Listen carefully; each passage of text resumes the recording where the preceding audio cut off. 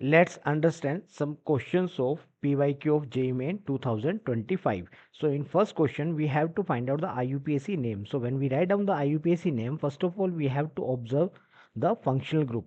Functional group is present on same side from both terminal.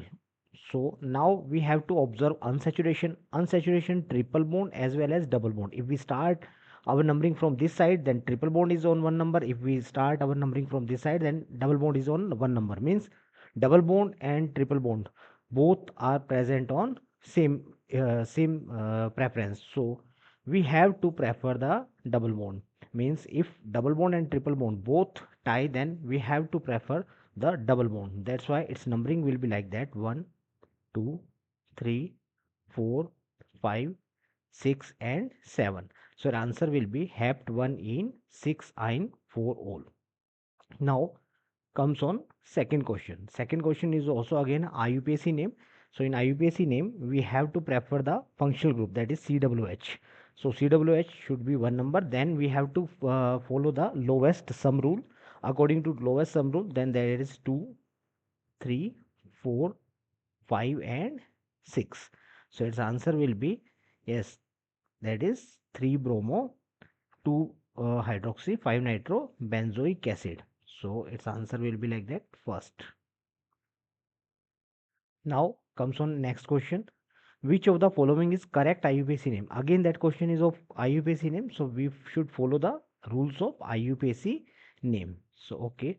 So when we follow the IUPAC name, then we have to prefer that double bond, but double bond is on same side from all terminal. That's why we have to prefer BR.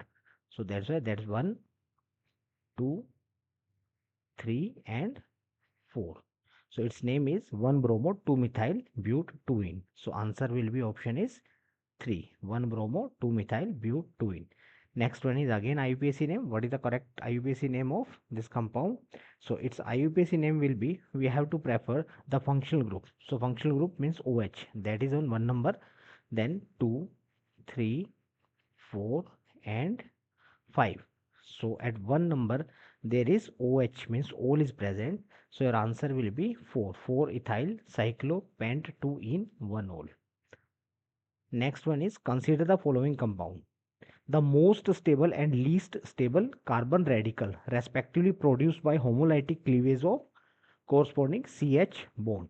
So we have to find out if we do the homolytic bond fission. If we do the homolytic bond fission, which is the most stable as well as least stable radical. So suppose if we remove one hydrogen from this position, then there will be, that carbon will get one odd electron, or it will become a free radical. That free radical is resonance stabilized. That's why it is most stable. So second is the most stable. It is the most stable. Now we have to find out the least stable. Least stable, that CH, if we break this bond, then H is actually acidic hydrogen. So that's why homolytic bond fission is very difficult. In that case there will be heterolytic bond fission, because electronegativity of carbon is you can say that is very high, because it is sp hybridized. That's why homolytic bond fission is very less chances. So it will go through heterolytic bond fission, or we can say it is not a resonance stabilized. That's why if we put a free radical here or one electron here, that is least stable. So that one is least stable. When free radical or odd electron is present on carbon triple bond carbon, so that is least stable. So your answer will be like fourth option, that is second and first. Least stable, most stable is second, and first is least stable. Next, given the following two statements, hyperconjugation is not a permanent effect. First statement. So we all know the hyperconjugation is actually a permanent effect, because there is no external factors work. It is a permanent effect. There are three permanent effect: resonance, inductive effect, as well as hyperconjugation. Electromeric effect is a temporary effect. So that statement is wrong. Second statement. In general, greater the number of alkyl group attached to positively charged carbon atom, greater the hyperconjugation interaction stabilization of carbon atom. Right? Exactly right. Number of alkyl group attached to positively carbon, then hyperconjugation interaction will be more. Correct. and obviously if hyperconjugation interaction is more, then stabilization of cation is also more. So your statement 2 is correct. So our answer will be third, means statement 1 is false but statement 2 is true. Next one is designate whether each of the following compound is aromatic or non aromatic. We have to check through Huckel's rule.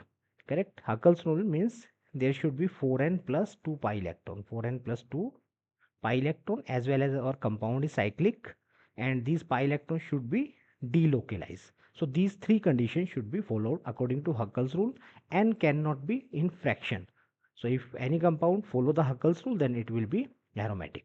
Correct? So it's simple way. There is a trick by which we can also find out if any compound, any cyclic compound, if any cyclic compound, if any cyclic compound, if all the carbon are sp2 hybridized, all the carbon are sp2 hybridized, as well as if that compound is have odd pi bond, odd pi bond. So if these two conditions are fulfilled, then that compound are also aromatic compound. Means अगर हमारे पास कोई cyclic compound होता है और उस cyclic compound के अंदर जितने भी कार्बन है वो sp2 हाइब्रिडाइज्ड हो, पहली कंडीशन, और दूसरी कंडीशन क्या है, उसमें ओड पाई बॉन्ड हो जो कॉन्जुगेशन में आ रहे हो, तो हम ये कह सकते हैं कि हमारा कंपाउंड जो होगा वो एरोमेटिक होगा. क्लियर? ये आप शॉर्ट के अंदर समझ सकते हो, एक छोटी सी ट्रिक आप लगा सकते हो. दूसरी बात आपको ये ध्यान रखना होता है इसके अंदर कि अगर आपका कोई नेगेटिव चार्ज पाई बॉन्ड के साथ कॉन्जुगेशन में आ रहा है रिंग के अंदर, जैसे नेगेटिव चार्ज अगर कभी पाई बॉन्ड के साथ कॉन्जुगेशन में आ रहा है, तो आप इस एक नेगेटिव चार्ज को लोन पेयर मीन्स एक पाई बॉन्ड की तरह कंसीडर करोगे.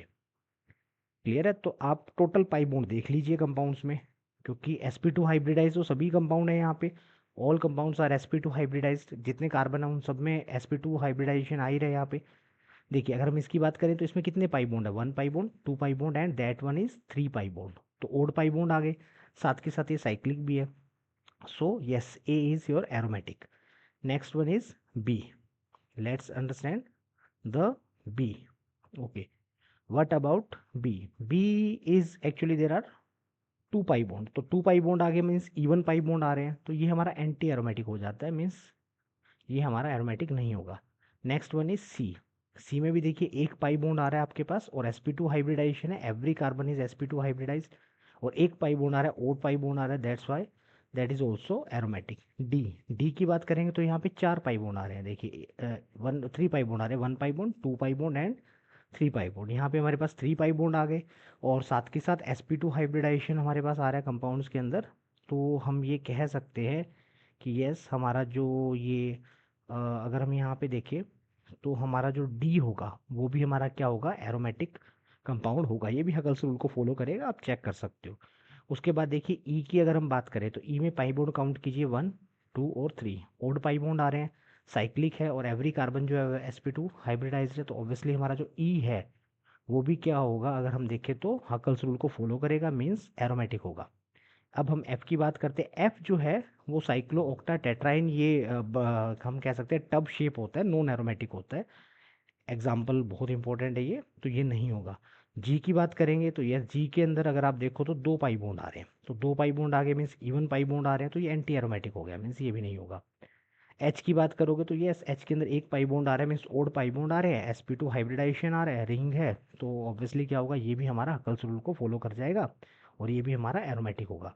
तो अल्टीमेटली हमारे पास एरोमेटिक कौन कौन से है, A C D and H, A C D and H. तो बस इसके अकॉर्डिंग आप सारे ऑप्शन चेक करेंगे. So your answer will be fourth, A C D E and H are aromatic, B F G are non aromatic.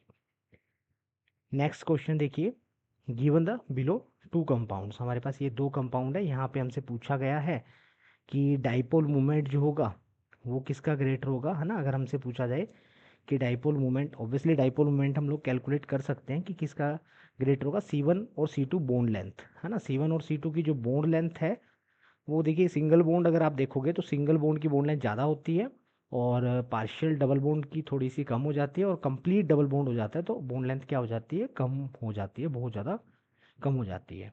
Clear है। और resonance की वजह से क्या आ जाता है, पार्शियल डबल बॉन्ड आ जाता है। तो ऑब्वियसली हम इसमें चेक कर सकते हैं हमारा आंसर कौन सा हो जाएगा, third. Statement 1 is true but statement 2 is false. Next one is match the list 1 with list 2। Correct. Carbocation, अब देखिए कार्बोकैटायन की अगर हम बात करते हैं तो कार्बोकैटायन जो है हमारे पास वो क्या होता है, वो sp2 हाइब्रिडाइज कार्बन होता है with empty p orbital. Clear है, विद एम्प्टी p ऑर्बिटल। और उसके बाद अगर आप कार्बन फ्री रेडिकल देखेंगे तो कार्बन जो हमारा फ्री रेडिकल होता है वो sp2 भी हो सकता है, वो sp3 हाइब्रिडाइज भी हो सकता है, बट उसमें एक अनपेड इलेक्ट्रॉन होता है। तो अनपेड इलेक्ट्रॉन तो जो आ रहा है हमारा यहीं आ रहा है। क्लियर है। तो बी जो होगा, बी जो पेयर अप होगा किसके साथ, पेयर अप होगा फोर्थ के साथ। क्लियर है। और उसके बाद हमारे पास न्यूक्लियोफाइल, न्यूक्लियोफाइल क्या होते हैं, the species that can supply a pair of electron, जो एक इलेक्ट्रॉन पेयर को क्या कर सकती है, सप्लाई कर सकती है। इलेक्ट्रोफाइल क्या होते हैं, that can receive the pair of electron, वो इलेक्ट्रॉन डेफिशिएंट स्पीशीज होती हैं तो इलेक्ट्रॉन को क्या कर सकते हैं, गेन कर सकती है। करेक्ट। तो और ये हमारा कार्बोकैटायन जो था वो थर्ड के साथ पेयर अप हो ही गया क्योंकि sp2 हाइब्रिडाइज्ड है, एम्प्टी ऑर्बिटल। तो इन सब को देखते हुए हम लोग चेक कर लेते हैं कि हमारा कौन सा ऑप्शन जो बैठ रहा है वो इनमें फिट बैठ रहा है। तो हमारा फोर्थ ऑप्शन जो होगा इसका करेक्ट हो जाएगा, A third, B fourth, C one and D second. Identify the correct statement from the following, हमें बताना है कि कौन सी स्टेटमेंट सही है। So first one is both are metamers. तो ऑब्वियसली मेटामर्स क्या होते हैं, जहाँ पे हमारा हेट्रो एटम और हेट्रो ग्रुप के दोनों साइड में जो ग्रुप्स लगे होते हैं वो डिफरेंट होते हैं। तो देखिए अगर मैं यहाँ पे कहूँ ये वाला ग्रुप और ये वाला ग्रुप यहाँ पे, और अगर मैं इस हेट्रो एटम में यहाँ पे देखूँ तो यहाँ पे दोनों साइड क्या लगे हुए हैं, इथाइल। बट अगर आप इसकी बात करो तो यहाँ पे एक साइड में तो क्या लगा हुआ है, मिथाइल, और दूसरी साइड में क्या लगा हुआ है, प्रोपाइल। तो ये ग्रुप इस ग्रुप से क्या है, डिफरेंट है। सेम ये वाला जो ग्रुप होगा वो इस ग्रुप से क्या होगा, डिफरेंट होगा। So both are metamers to each other. Next one is functional isomers. Obviously functional isomer वो होते हैं जिनमें मॉलिक्यूलर फॉर्मूला सेम होता है, बट फंक्शनल जो आप ये कहेंगे कि जो ये आपका फंक्शनल ग्रुप होते हैं वो डिफरेंट होते हैं। So C N and N C, cyanide और isocyanide, both are different functional group, so that is also true. A is true, B is true.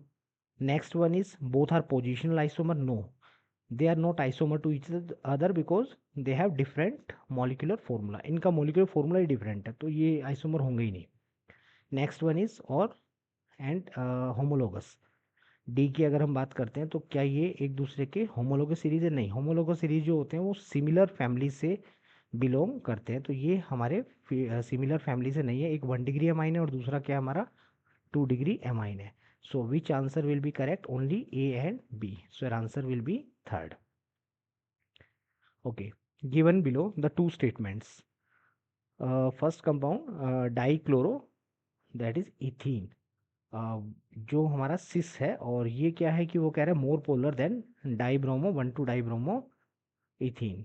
Correct. Cl जो है हम कहें Cl की इलेक्ट्रोनेगेटिविटी क्या होती है, ज़्यादा होती है, और जो डाइपोल मूवमेंट होता है म्यू वो इलेक्ट्रोनेगेटिविटी पे डिपेंड करेगा। तो ऑब्वियसली क्या होगा कि अगर हम बात करें तो दोनों ही पहली बात तो पोलर होंगे क्योंकि सिस पोजीशन के अंदर है और Cl की इलेक्ट्रोनेगेटिविटी ज़्यादा है, तो यस Cl वाला जो कंपाउंड है वो ज़्यादा पोलर होगा। Second one is boiling point of trans 1,2 dibromo ethene is lower than cis but it is more polar than, no, ये रोंग स्टेटमेंट हो जाएगी क्योंकि अगर आप देखिए इस स्टेटमेंट को आप देखिए, ये जो हमारा कंपाउंड होता है ना, इसका डाइपोल मोमेंट क्या होता है, कम होता है, इसका डाइपोल मोमेंट लेस होता है, तो ये लेस पोलर होता है। तो अगर ये लेस पोलर होगा, अगर हम कहें इसका डाइपोल मोमेंट लेस पोलर है, और अगर हम बात करें ये आपका जो है इसका डाइपोल मोमेंट क्या होगा, ज़्यादा होगा, तो ये ज़्यादा पोलर होगा। करेक्ट। बट इसने पहली जो स्टेटमेंट दी है बॉइलिंग पॉइंट की, बॉइलिंग पॉइंट तो ऑब्वियसली जो चीज़ जितनी ज़्यादा पोलर होगी उसमें इंट्रैक्शन भी डाइपोल डाइपोल उतना स्ट्रॉन्ग होगा, तो बॉइलिंग पॉइंट तो ज़्यादा होगा। बट आगे ये कह रहा है it is more polar than that one. ये स्टेटमेंट सेकंड वाली ये जो बात है ये यहाँ पे गलत कह दी गई है। ठीक है, क्योंकि इसकी पोलैरिटी क्या होगी, ज़्यादा होगी। सो दैट्स वाई हम ये कह सकते हैं कि हमारी स्टेटमेंट 1 जो है वो तो करेक्ट है, बट स्टेटमेंट 2 जो आ रही है वो हमारी क्या है, इनकरेक्ट है। So your answer will be first. Next देखिए, match the column. Simple purification technique के ऊपर आपके क्वेश्चन है, ये एनसीईआरटी के एग्जांपल्स दिए गए हैं तो जो ये प्यूरिफिकेशन वगैरह के जो टॉपिक्स हैं इनको एनसीईआरटी को आप एटलीस्ट एग्जांपल्स को अच्छे से कीजिएगा। सिंपल डिस्टिलेशन करने के लिए हम सिंपल डिस्टिलेशन हम किसका करते हैं, क्लोरोफॉर्म प्लस एनिलीन, इनको हम सिंपल डिस्टिलेशन से क्या कर सकते हैं, सेपरेट कर सकते हैं। फ्रैक्शनल डिस्टिलेशन वहाँ किया जाता है जहाँ पे बॉइलिंग पॉइंट में डिफरेंस क्या होता है, बहुत ही कम होता है। तो डीजल और पेट्रोल जो है उसको हम फ्रैक्शनल डिस्टिलेशन से सेपरेट करते हैं। इवन जो पेट्रोलियम प्रोडक्ट है उनको फ्रैक्शनेटिंग कॉलम यूज़ करके हम फ्रैक्शनल डिस्टिलेशन से सेपरेट करते हैं। डिस्टिलेशन अंडर रिड्यूस्ड प्रेशर, तो ग्लीसरोल सोप इंडस्ट्री के अंदर इसे यूज़ किया जाता है। ग्लीसरोल और स्पेंट लाइक को सेपरेट करने के लिए हम यूज़ करते हैं डिस्टिलेशन अंडर रिड्यूस्ड प्रेशर। तो डिस्टिलेशन अंडर रिड्यूस्ड प्रेशर हम वहाँ यूज़ करते हैं वहाँ जहाँ पे बॉइलिंग पॉइंट जो होता है हमारे किसी एक पर्टिकुलर प्रोडक्ट का जो है बहुत ज़्यादा होता है और इतने बॉइलिंग पॉइंट पे हमारा प्रोडक्ट डिग्रेड हो जाता है, डीकम्पोज होने के चांस होते हैं। तो हम वैक्यूम वगैरह यूज़ करके उसके बॉइलिंग पॉइंट को रिड्यूस कर देते हैं। तो ग्लिसरॉल और स्पेंट लाइक को सेपरेट करने के लिए सोप इंडस्ट्री में ये यूज़ होता है distillation under reduce pressure. Steam distillation के लिए हमारे पास कुछ कंडीशंस होती हैं। वो ये होते हैं कि लाइक जो आपका कंपाउंड है वो वाटर सोल्यूबल होना चाहिए, मिसिबल होना चाहिए, लाइक एनिलीन और वाटर, है ना, मिस स्टीम में मिसिबल होना चाहिए। तो ये स्टीम डिस्टिलेशन जो है आपका कहाँ यूज़ किया जाता है, यहाँ पे भी हम वेपर प्रेशर जो होता है वो इंक्रीज़ कर देते हैं यूजिंग स्टीम। तो एनिलीन और वाटर को सेपरेट करते हैं हम स्टीम डिस्टिलेशन के थ्रू। सो इन सबको अगर हम देखें तो हमारा कौन सा कॉलम है जो मैच कर रहा है, तो हमारा आंसर हो जाएगा 4, ए का third, B first, C fourth and D second. Next फिर से ऐसा ही क्वेश्चन आया हुआ है एनिलीन, और अगर हम देखें तो एनिलीन एनिलीन वाटर मिक्सचर, तो इसको तो अभी हमने देखा था कि स्टीम डिस्टिलेशन के थ्रू हम सेपरेट करते हैं। तो इसे हम सेपरेट करते हैं स्टीम डिस्टिलेशन के थ्रू। उसके बाद ग्लिसरॉल और स्पेंटलाई का जो एग्जांपल है वो अभी हमने डिस्कस किया था डिस्टिलेशन अंडर रिड्यूस्ड प्रेशर। और क्रूड ऑयल पेट्रोलियम इंडस्ट्री में हम फ्रैक्शनेटिंग कॉलम यूज़ करते हैं फ्रैक्शनल डिस्टिलेशन के थ्रू। और क्लोरोफॉर्म और एनिलीन का जो मिक्सचर होता है उसे हम सिंपल डिस्टिलेशन के थ्रू सेपरेट करते हैं। So obviously your answer will B match. आप आंसर चेक कर सकते हैं कौन सा होगा। देखिए आपका एनिलीन एनिलीन वाला जो है वाटर वाला वो स्टीम डिस्टिलेशन है, मीन्स ए में आपके पास आना चाहिए फोर्थ। तो ए में फोर्थ कहाँ आ रहा है, ए में फोर्थ आपका फर्स्ट में आ रहा है। बी के अंदर देखिए थर्ड आ रहा है, यस बी के अंदर थर्ड आएगा। और उसके बाद सी में सेकंड, चेक कर लीजिए, सी में सेकंड करेक्ट और डी में first right. So answer will B 1। In Dumas method of estimation of nitrogen, 0.5 gram of an organic compound gave 60 ml of nitrogen collected at 300 Kelvin temperature। ये question जो है आपका quantitative analysis से आया है। देखिए क्वांटिटेटिव एनालिसिस में हम जो एलिमेंट्स होते हैं उनकी परसेंटेज फाइंड आउट करते हैं। तो नाइट्रोजन की परसेंटेज फाइंड आउट करने के दो मेथड्स होते हैं। एक होता है उसे हम ड्यूमास मेथड कहते हैं और दूसरे को हम जेल्डाल मेथड कहते हैं। ड्यूमास मेथड जो होता है उसमें हम हमारा जो कंपाउंड होता है उसमें जितनी भी एन होता है, जितना भी नाइट्रोजन होता है उसे हम N2 की फॉर्म में कन्वर्ट कर देते हैं। और जो N2 हमारे पास आती है हम उसका वॉल्यूम चेक करते हैं। और वॉल्यूम चेक करने के बाद उस वॉल्यूम से हम उसका मास कैलकुलेट कर लेते हैं और मास कैलकुलेट करके फिर हम उसकी परसेंटेज कैलकुलेट कर लेते हैं। तो देखिए क्या करेंगे हम लोग, सबसे पहले हम pressure of nitrogen gas calculate कर लेते हैं। तो pressure of nitrogen gas, nitrogen का जो प्रेशर आएगा वो कितना आएगा, यहाँ पे देखिए प्रेशर जो बताया जा रहा है वो 715 mmHg बताया जा रहा है, बट एक्वस टेंशन कितना है 15। हमारा जो प्रेशर होता है वो जो हम कैलकुलेट करते हैं तो एक्वस टेंशन मीन्स वो मोइस्ट गैस होती है तो उसके एक्वस टेंशन को माइनस कर दिया जाता है, तब जाके उस ड्राई नाइट्रोजन गैस का प्रेशर आता है। तो ड्राई नाइट्रोजन गैस जो हम यूज़ करेंगे उसका प्रेशर कितना होगा, 715 माइनस 15।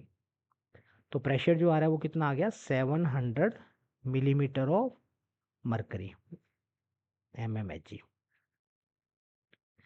अब देखिए नेक्स्ट अगर हम लोग देखें तो क्या हम यहाँ से नंबर ऑफ मोल कैलकुलेट कर सकते हैं नाइट्रोजन के, बिल्कुल कर सकते हैं। Number of mole of nitrogen PV is equal to NRT, हमारी जो आइडियल गैस इक्वेशन होती है PV is equal to NRT. तो वहाँ से एन यानी नंबर ऑफ मोल कैसे कैलकुलेट होंगे, पीवी अपॉन आरटी।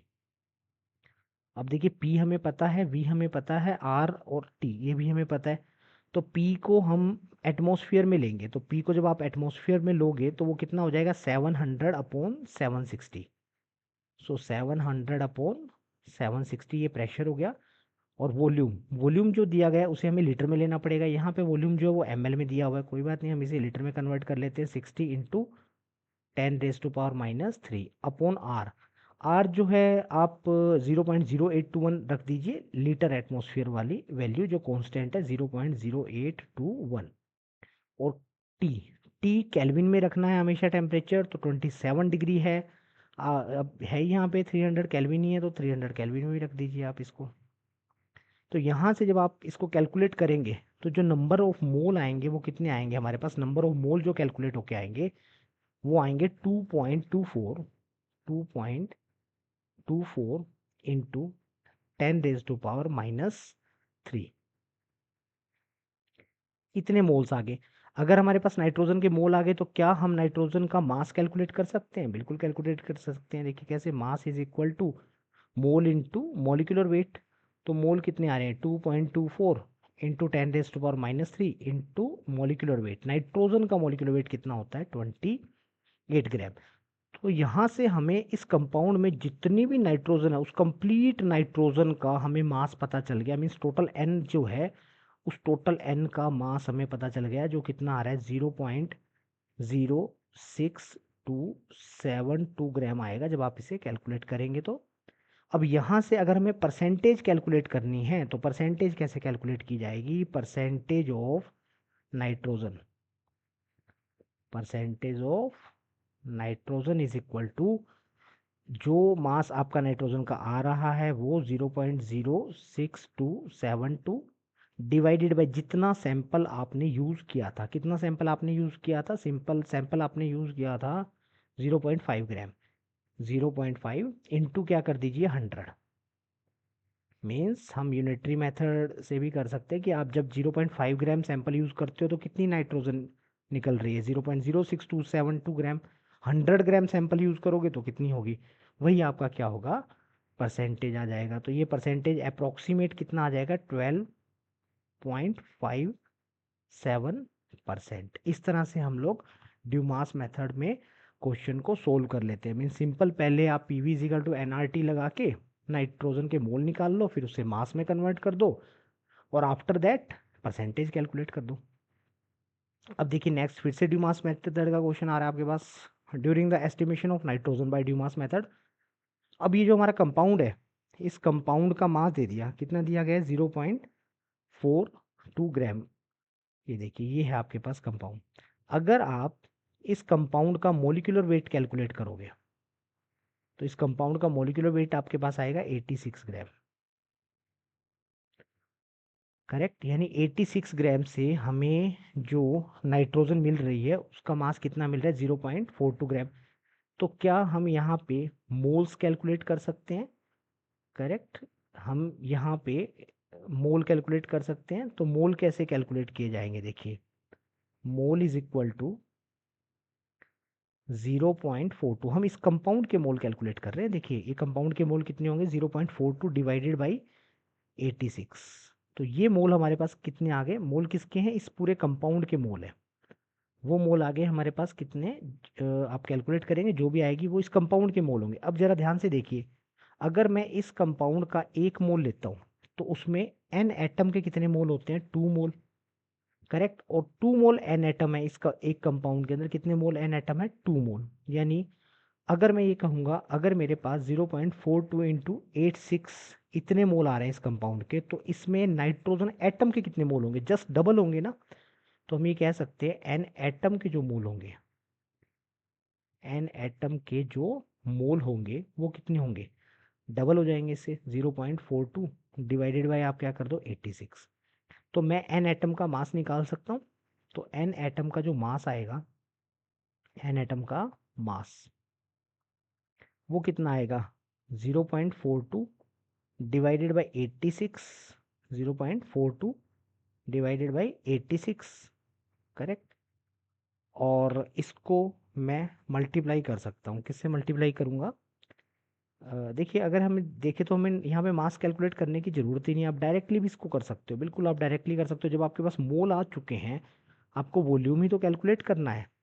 आपको क्या कैलकुलेट करना है, वॉल्यूम कैलकुलेट करना है। यहाँ पे देखिए है ना, एस्टिमेशन आपको क्वेश्चन में रीड करोगे तो वॉल्यूम कैलकुलेट करना है एसटीपी पे।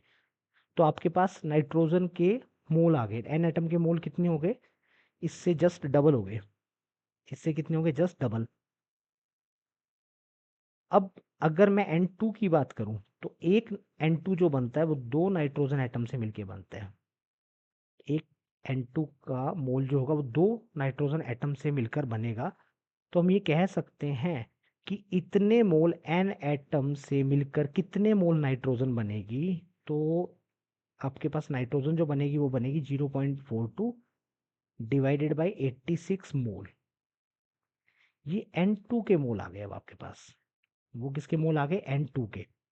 अब ये जो N2 के मोल आपके पास आए हैं, इससे आप PV इजिकल टू nRT, या आप STP पे कंडीशन है तो डायरेक्टली 22.4 वाला रिलेशन लगा दीजिए और आपका आंसर आ जाएगा। तो हम ये कह सकते हैं वॉल्यूम जो आएगा वो कितना आएगा, वॉल्यूम आएगा 0.42 डिवाइडेड बाई 86 इंटू क्या कर दीजिए 22.4, 22.4। तो हमारा आंसर कितना आ जाएगा 110.8 ml, 110.8 ml। ये हमारा आंसर आ जाएगा। नेक्स्ट क्वेश्चन इज अगेन फिर से ड्यूमास मेथड का क्वेश्चन हमारे पास आ रहा है। तो देखिए इस ड्यूमास मेथड के क्वेश्चन को हम सोल्व करते हैं। तो इस ड्यूमास मेथड में हमें नाइट्रोजन का वॉल्यूम जो दिया गया है वो कितना दिया गया, 60 ml। प्रेशर जो दिया गया है 715 mmHg दिया गया है। परसेंटेज कंपोजिशन ऑफ नाइट्रोजन हमें फाइंड आउट करना है। अगेन हम प्रेशर कैलकुलेट करेंगे तो प्रेशर कितना आ जाएगा 715 माइनस कितना कर देंगे एक्वस टेंशन 15, तो वो आ गया हमारे पास 700। अब ये 700 mmHg में आ रहा है। उसके बाद फिर आप क्या कर सकते हो, यहाँ पे नंबर ऑफ मोल्स निकाल सकते हो नाइट्रोजन के। तो number of mole of nitrogen is equal to PV is equal to NRT relation लगाएंगे तो क्या हो जाएगा पीवी अपॉन आरटी। तो वो कितना आएगा, देखिए पी है 700 बट आपको एटमोसफियर में लेना है तो डिवाइड बाई कितना कीजिएगा 760 इंटू वॉल्यूम जो है आपके पास कितना है 60 इंटू अगर हम देखेंगे तो यहाँ पे 10⁻³ बिकॉज वो ml में है, आपको इसे लीटर में कन्वर्ट करना है, डिवाइडेड बाई फिर आप क्या करोगे आर की वैल्यू 0.0821 रखी जाएगी इंटू टी जो होगा वो कितना होगा 300 एटमोसफियर होगा। तो यहाँ से मोल आ जाएंगे, मोल के बाद आप मास कैलकुलेट कर सकते हो। तो मास कितना आएगा नाइट्रोजन का, मास ऑफ नाइट्रोजन जो आपके मोल आ रहे हैं उसको उसके मोलिकुलर वेट से मल्टीप्लाई करो N2 के, यानी 28 से मल्टीप्लाई करो। तो मीन्स आपके पास ये मोल जो आएंगे वो मोल आएंगे 0.0022, इतने मोल आएंगे। इसको मैं मल्टीप्लाई कर दूंगा 0.0022 को नाइट्रोजन के मोलिकुलर वेट मतलब 28 से, तो ये हमारे पास मास आ जाएगा। ये वैल्यू हमारी जो आएगी 0.063 ग्राम आ जाएगी। अब हमें क्या कैलकुलेट करना है, परसेंटेज। परसेंटेज ऑफ नाइट्रोजन जो होगा वो क्या होगा, नाइट्रोजन का मास मीन्स 0.063 डिवाइडेड बाई क्या हो जाएगा सैंपल वेट। सैंपल वेट अगर हम देखें तो हमने कितना लिया था 0.4 ग्राम लिया था, तो 0.4 और इनटू क्या कर देंगे हम लोग 100। तो ये हमारा आंसर आ जाएगा 15.71%। So option 1। नेक्स्ट क्वेश्चन देखिए अगेन ड्यूमास मेथड का क्वेश्चन आ रहा है हमारे पास 17। तो फिर से ड्यूमास मेथड का क्वेश्चन आ रहा है। अगेन हम प्रेशर कैलकुलेट कर लेंगे। देखिए प्रेशर कितना आएगा 900 माइनस एक्वस टेंशन, तो P इज इक्वल टू कितना आ जाएगा 900 माइनस 15, तो ये हमारे पास आ गया 885 mmHg। क्लियर है, इतना आ गया। उसके बाद वॉल्यूम को अगर आप देखोगे तो वॉल्यूम जो आएगा वो कितना आएगा 150 ml है, तो 150 ml मीन्स 150 इंटू क्या हो जाएगा आपके पास 10⁻³ लीटर। आर 0.0821 रखिएगा और टी जो है वो टेम्परेचर, टेम्परेचर कितना दिया गया है देखिए 300 टेम्परेचर दिया गया। तो बस फिर वहाँ से नंबर ऑफ मोल निकल कर आ जाएंगे। तो नंबर ऑफ मोल कितने आएंगे आपके पास, प्रेशर यानी कि 885 इंटू वॉल्यूम कितना आ जाएगा, वॉल्यूम आएगा आपके पास 150 इंटू 10⁻³ और 885 जो प्रेशर है वो mmHg में है, तो उसे कन्वर्ट करोगे आप एटमॉस्फेयर में तो divide by 760 divide by RT करोगे तो R की जो वैल्यू आएगी वो कितनी आएगी 0.0821 और टेम्परेचर कितना आएगा 300। तो ये कैलकुलेट करोगे तो आपके पास मोल आएंगे। अभी जितने भी मोल्स होंगे अगर मैं इसको मल्टीप्लाई कर दूंगा, किससे मल्टीप्लाई कर दूंगा, मोलिकुलर वेट यानी 28 से, तो मास आ जाएगा। और मास को डिवाइड कर लोगे 1, डिवाइड करोगे 1 ग्राम सैंपल वेट इंटू 100 करोगे तो आपके पास आ जाएगी परसेंटेज। तो आप इसे कैलकुलेट करेंगे तो फाइनली आपका आंसर जो आएगा 19.85% आ जाएगा, 19.85%। तो सेम जैसे आपने पहले ड्यूमास वाले क्वेश्चंस किए हैं उसी तरह कर लेंगे। अगेन फिर से हमारे पास ड्यूमास वाला क्वेश्चन आ रहा है, तो सेम हम इसी तरह जैसे अभी ये क्वेश्चन किए हैं उसी तरह से ये वाला ड्यूमास वाला क्वेश्चन कर सकते हैं। तो इसे भी आप करोगे, देखिए यहाँ पे क्या गिवन है आपके पास, जो 715 जो दिया हुआ है वो आपका ये प्रेशर दिया हुआ है नाइट्रोजन का, और एक्वस टेंशन 15 है। तो यहाँ पे भी अगर आप कैलकुलेट करोगे तो जो प्रेशर आएगा वो कितना आ जाएगा, 715 माइनस 15, कितना आ गया, 700 आ गया। अब वॉल्यूम कितना दिया हुआ है, देखिए 50 है, तो वॉल्यूम कितना हो जाएगा, 50 इंटू 10⁻³ लीटर हो जाएगा। तो बस फिर से नाइट्रोजन के मोल निकाल दो पहले, तो नाइट्रोजन के मोल क्या होंगे, PV/RT। तो P कितना होगा, 700 डिवाइड बाई 760। और वी वॉल्यूम कितना होगा, वॉल्यूम आपके पास आ जाएगा ये 50 into 10⁻³ divided by RT। R कितना होगा, 0.0821 इंटू टी कितना होगा, 300। तो मोल जो आएंगे आपके पास उनको मास मॉलिक्यूलर वेट यानी 28 से मल्टीप्लाई कीजिएगा, वो आ जाएगा आपके पास नाइट्रोजन का मास। उसके बाद फिर आप क्या करोगे, डिवाइड बाई जो भी मास आएगा उसको divide by 292 means sample weight into 100 कर देना, सैंपल वेट से डिवाइड कर दोगे, जो भी मास आएगा उसको सैंपल वेट 292 से डिवाइड करोगे और 100 से मल्टीप्लाई करोगे तो परसेंटेज आ जाएगा। जब जैसे पहले वाले क्वेश्चंस किए हैं वैसे ही ये क्वेश्चन है, कुछ भी डिफरेंस नहीं है। तो हमारा आंसर जो आएगा वो 18% आएगा। नेक्स्ट आता है, in which pairs the first ion is more stable than the second. हमें बताना है कि फर्स्ट ज़्यादा स्टेबल कहाँ है।